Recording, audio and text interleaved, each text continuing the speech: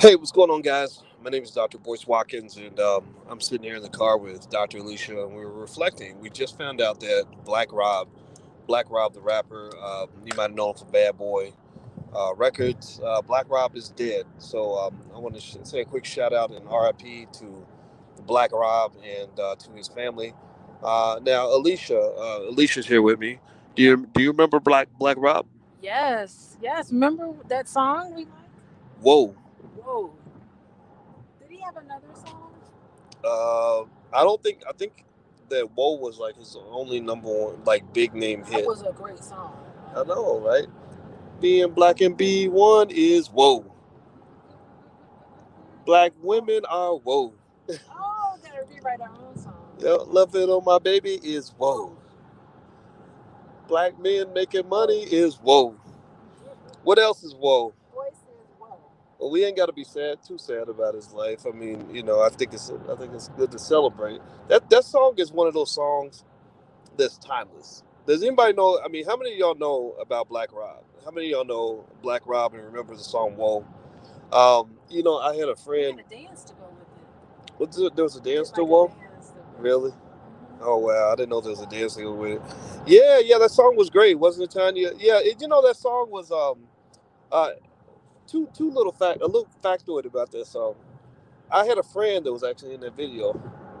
Who was it? Allen Houston. Allen Houston played for the Allen Knicks. Houston is not your friend. I know Allen Houston. If you ask Allen Houston who's Boyce Watkins, he's gonna be like, "Yeah, I know Boyce." Like, That did you know him back in the day? Did you know him from a while ago? we were on. We You know what? He was on the basketball team. He came out for the track team, Oh, so you know him. and Like, I was captain of the track team, so I did know him. Like, but not in a way that's like so were significant. you friends in high school? What Allen? We wasn't buddies, nah. But we knew about each other. But yeah, but anyway, just so y'all know, so Black Rob, I have a question. Just so y'all know, I'm not gonna sit here and be all sad and mourning. I mean, R.I.P. to the brother. And we're not speaking up or down on anything. I think celebrating life is what matters. Like everybody in here is going to die. Everybody's going to die, and I think that the question becomes when you die, what is there in your life that you want people to remember? And I think that's really important. And so the other little interesting thing about "Whoa" is I like that song because it was also timeless. Like the other timeless song that will never get old to me is I met this guy when I went to Willie D's event. Willie D had a roast down in Houston, and a guy comes up to me. He says, "Hey, Dr. Boyce, how you doing, man?" I say, "Hey, what's going on, brother? What's your name?" And he gave me his name. It was Pastor Troy. I think it was Pastor Troy. And I said, "What do you do?" He said, "I'm a rapper." And I said, "What song do you got?" He said, "You remember that song, Wanna Be a Baller, Shot Caller?" I said, "Man, that's one of the best songs ever." That's You all. said I play that for the kids. it's one of the best songs ever. That song. I think that song and Whoa, those are kid songs I play for the kids because I'm like, Yeah. this was like some good music right here. So anyway, Black Rob. Okay, so in case you didn't know, Black Rob just passed. He just did a video recently where he looked pretty bad, and everybody was real concerned about what was going on with him. He's 51 years old. So I have some trivia, some trivia here. Black Rob trivia. How many of y'all know what Black Rob's real name is? If you know his real name, type his real name in the chat. You got 10 seconds, so you They're can't gonna Google it. Google it. How many of y'all know his real name of the real name of Black Rob? Five, four, three, two, and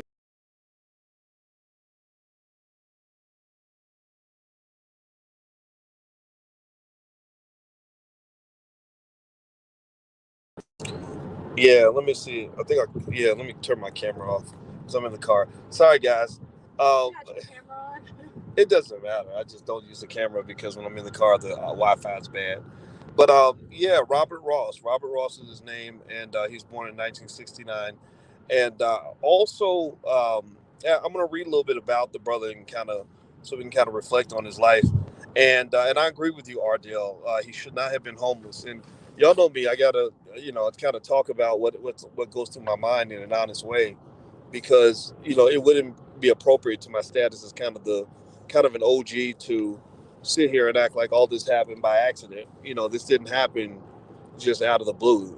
His situation wasn't something that just came up because of bad luck or because Jesus chose not to bless him or whatever. It's things happen. And I'll kind of give you my thoughts on some of that. But before we dig into that, let me read some more of this. Hit the thumbs up button, please. Hit the thumbs up button right now. It says Robert Ross was born on July 12th, 1969. Professionally known as Black Rob, he was an American rapper who was signed to Bad Boy.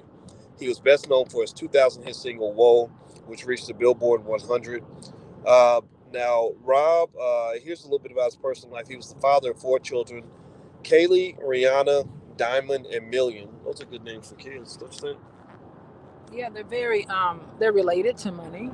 Those names remind me of money. Wait, say it again. Diamond. Kaylee, Okay. Rihanna, Diamond, and Million. Okay, so the last two, the two youngest ones. You got that in my face. Sorry. Okay. You Okay. got like They can't hear you if you're talking over here. Oh, okay. You got the phone. It's like all in my face. Oh, sorry, babe. But yeah, so the last two children, those names just remind me of. Okay. Now he did do a little time in prison in '06. Failure to appear in court on a grand larceny charge, which I won't talk much about that, but that's in his Wikipedia. Also, he suffered a mild stroke in 2015, likely due to high blood pressure. He later recovered and stated he was feeling better after adopting a healthy lifestyle, in which he gave up drinking and began eating better. Quote, I had to change my health regimen and how I eat. That's it. I'm exercising and trying to keep it up. I don't drink no more. In light of rapper DMX's death in April, Ross released a video that raised concerns as he appeared drained throughout. In a subsequent video, he spoke on his health and revealed in the last 5 years he'd had four strokes. In 2021, it was announced that he passed away due to kidney failure. So it's kind of a sad way to go. And I also saw something about a GoFundMe, and I don't know, what the details were. I think they said he raised 27,000 out of the 50,000 he was trying to raise, and that kind of makes me sort of wonder, like I really think that it speaks to hip hop. And this week we had three contrasting stories about black men in hip hop. One was DMX, obviously, passing away after a very rough life. The second was Nas, who raked in maybe almost as much as $100 million from his deal with Coinbase and some other deals. And then the third is this one, right? And what it speaks to is the contrast. The contrast of outcomes for black men. Like, when you get about 50, and I want brothers in here that are listening that are younger, if you're under the age of 50, say yes in the chat. Say yes if you're under 50. If you're under 40, say under 40. If you're under 30, say under 30. Say it in the chat. If you're under 50, I just kind of want you to hear this. 45, about 45 or 50 is when you really start seeing a lot of chickens starting to come home to roost. That's when you start seeing your past kind of catching up. Choices, everything's choices. E40 said in the song, everybody got choices, you know. And I'm not saying that Black Rob or DMX made bad choices. I'm not going to really go into that. I'll let you kind of use your own intuition on this. But choices matter, like when you figure out, like, okay, if you're a rap star, and your kids are diamond and million, what's up with the GoFundMe? How did that happen? How did we get to the point where, because you can be broke and have a GoFundMe, right? You don't have to have a career to get to the point where you have a GoFundMe. So what happened to the money? Where'd the money go? And some would say, well, Diddy took all the money. Diddy took all the money, right? Because Bad Boy, they have the alleged Bad Boy curse and everything else. And I'm not going to knock that. I'm not going to sit here and defend Diddy's business practices at all. I'm not sitting there saying Diddy's a great businessman or a bad one. I'm going to say though that business is also about choices. Though, if you go to Bad Boy and you sign a contract, nobody forces you to sign that contract. From what I understand, I don't think Diddy's ever done a Suge Knight and hung somebody out the window by the ankles and said, "Sign this or I'm gonna kill you."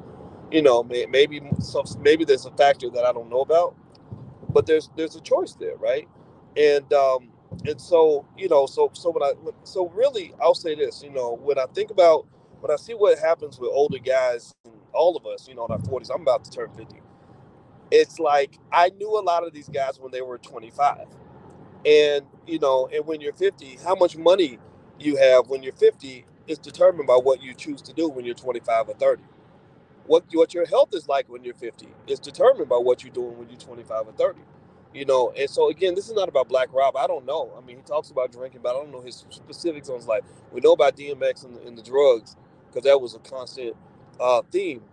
But it's like, generally speaking, if you look at guys like a Nas or whatever, like Nas is worth hundreds of millions of dollars now because Nas made certain choices, right? And I would be really curious to hear a guy like a Nas talk about hip hop in the wide range, like Ti. Even if you look at what Ti's dealing with right now, right? Ti, good dude. I met him in Ghana. I like him. Great rapper, brilliant man, excellent black man. But choices, right? Now, whatever, because you're not gonna like I'm never gonna appear in a story about sex rings and all kinds of crazy trafficking type shit. Like I'm not even gonna be in that world. There's certain people I won't even allow near me, right? But again, Ti, maybe for him it was different. But I think that in hip hop, what's interesting, what I notice is that there's kind of a anything goes mindset. Like you see a lot of young guys doing it now. Like, what do you really think? If you look at a guy like Lil Yachty or Young Thug, where do you think these guys really gonna be when they're 45 or 50? If they make it to 45. If they make it to 45 or 50, right? I mean, can you even imagine, Young Thug growing up to be a old man, or some guy talking about Molly's and Percocets in every song and how he loves to say hi? He ain't gonna be an old man. He gonna be a dead man, you know. And they say that your life is measured by three things: health, wealth, and relationships. Health, wealth, and relationships.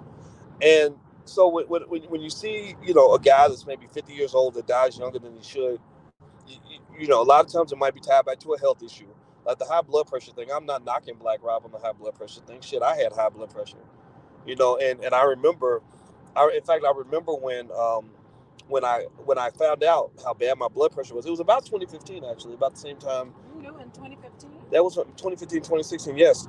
And I had let my weight kind of get up, and I wasn't really monitoring the blood pressure because sometimes as a man, men, we feel invincible. Like we really feel like if we don't feel it, if it's not really in our face, we act like it's not there. A lot of us live in denial.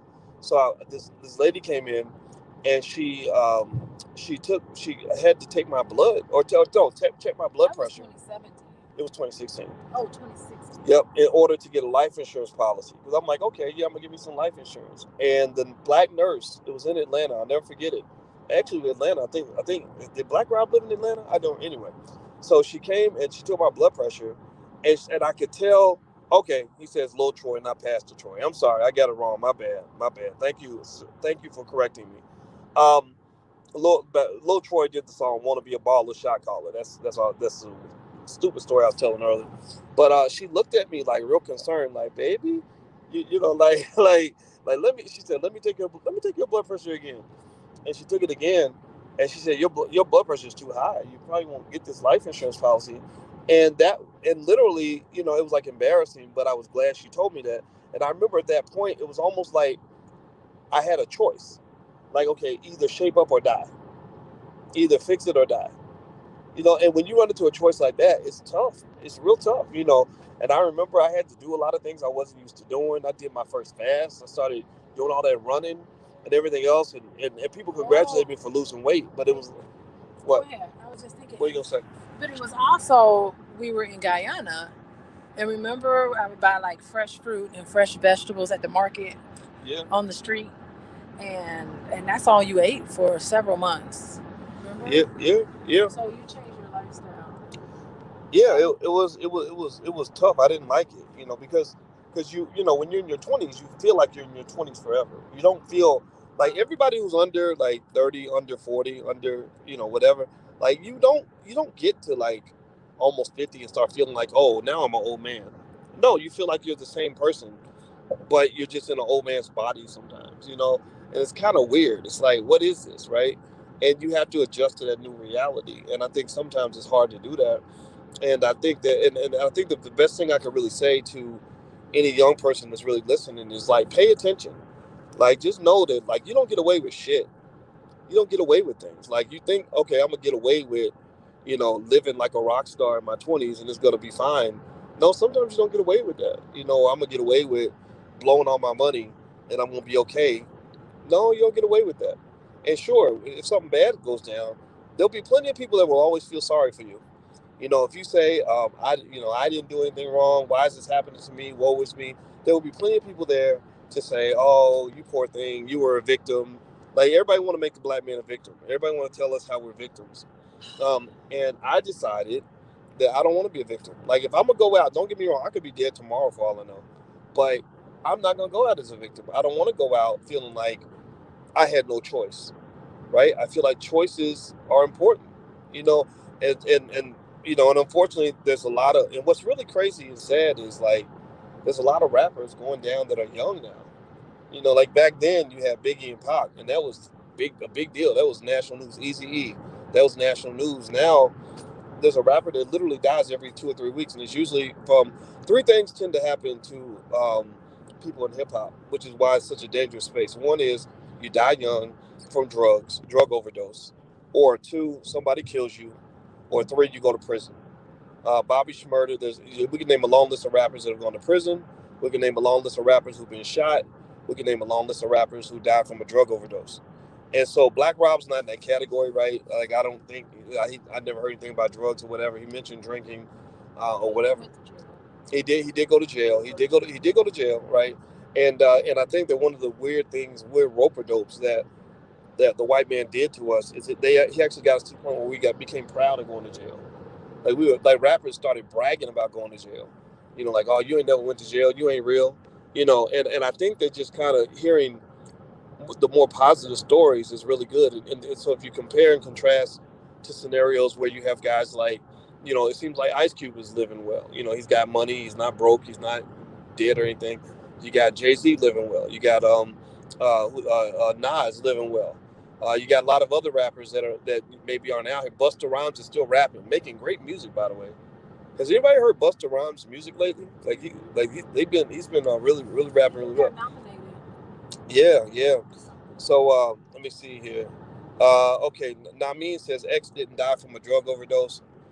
Yeah, maybe he didn't, but he definitely had a drug problem. So whether he died from an overdose or not, I think that what I don't really lean toward is I don't lean toward too many conspiracy theories when things are right in front of your fucking face. Like if some shit happens right in front of your eyes, like don't try to act like DMX died because he was crossing the street and a cop beat him and killed him. Like no, it didn't happen like that. Like DMX had a bad situation with the dope, and so because what you do when you do that, when you start saying, well, that ain't why he died, he was a victim, is you're continuously feeding the narrative that black men don't make choices, that black men have no choice. I hear it all the time. I read the comments and I hear people come in and they want to make it into a like, let's just pray to Jesus, like the white man did it kind of thing. And I'm saying that at the end of the day, like man, the number one factor in your life is going to be your decisions.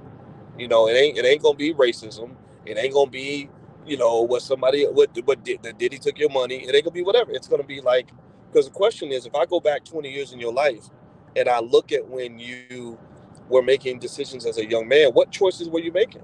Were you investing your money to build your wealth, or were you blowing your money because you want to be cool? Were you, trying to at least eat healthy or whatever and stay healthy, or were you kind of thinking like, I can drink and smoke all day and it's gonna be fine? You know, what choices were you making in relationships? Were you rolling with quality women, or were you rolling with raggedy hoes who are gonna take all your money and mess you over? And it's like for men, these are all vices that men run into, and it ends up affecting the choices we make. So nobody's perfect though. Nobody knows exactly what anybody's choices were. But when somebody says like, "Oh, he died from kidney failure," you don't know. It could have been random. He could have just been really unlucky, right? Or it could be, or there are a lot of bad things that are connected to kidney failure. A lot of bad choices connected. Like I'm sure drinking doesn't help your kidneys. I don't know. Maybe y'all can. Maybe I'm not a doctor. So my point is that look, I like Black Rob. I thought he was great as an artist. I don't know what's going on with Diddy. I don't know who took Rob's money. But I really want to see more black men have success stories. I really want to see black men have stories of triumph. I want to see them live long. I want to see them, happy. You know what I mean? Like just dying young and then saying like, well, it ain't your fault. Well, whose fault is it? Whose choice is it?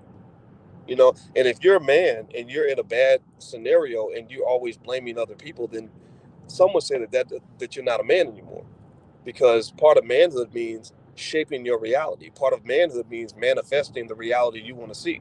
It's like no man will ever play in a football game and say, well, the reason we keep getting beat is because the other teams are beating us, and that's not fair because they keep taking away our trophy.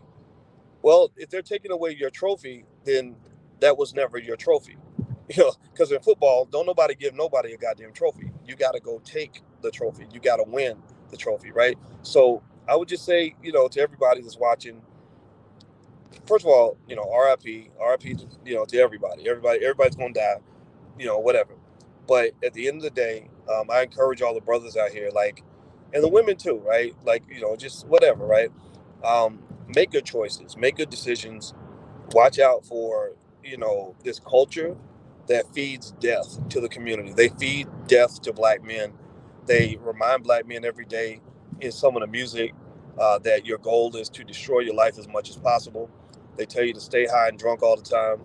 They tell you to kill each other all the time. They tell you to go into prison as a badge of honor. They tell you to disrespect black women. They tell you to throw away all your money. Like, don't listen to that nonsense, man. Like, that culture is toxic. That's just what it is.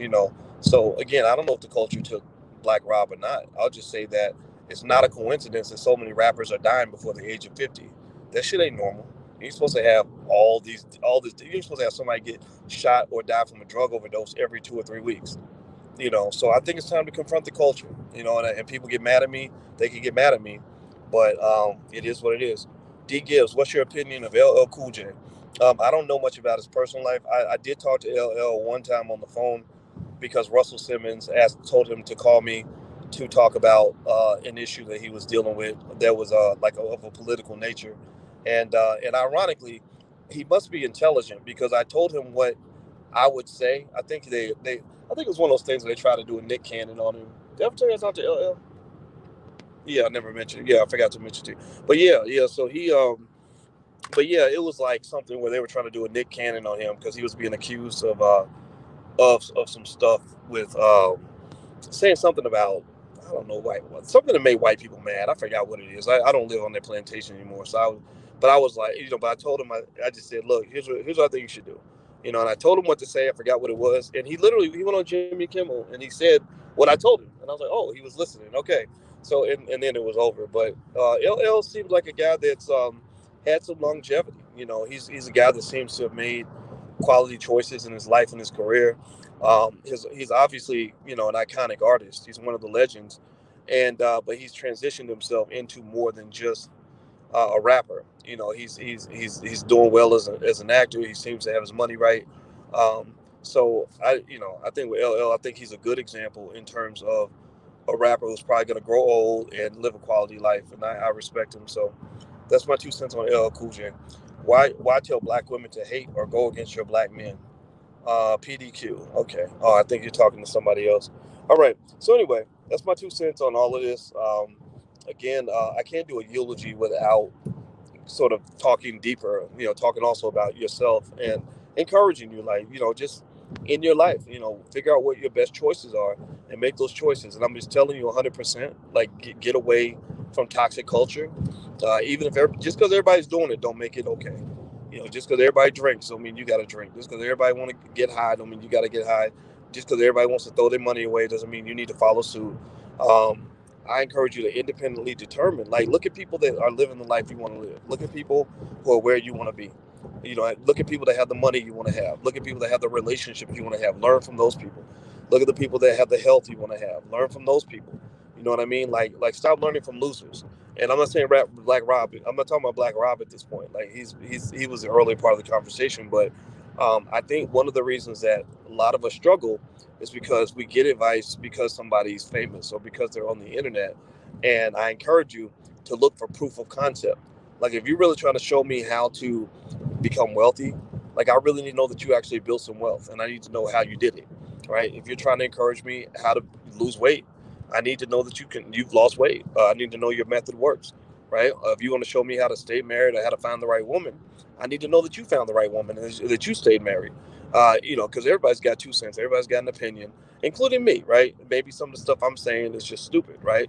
But at the end of the day, get advice from the people that can really show you the roadmap And there's an old saying, there's an African proverb. The proverb was something like, the young person can go the fastest, but the old man knows the road. Right. So when you're young, you can go fast. You got energy. You got all these possibilities in front of you. You can go and do whatever you want.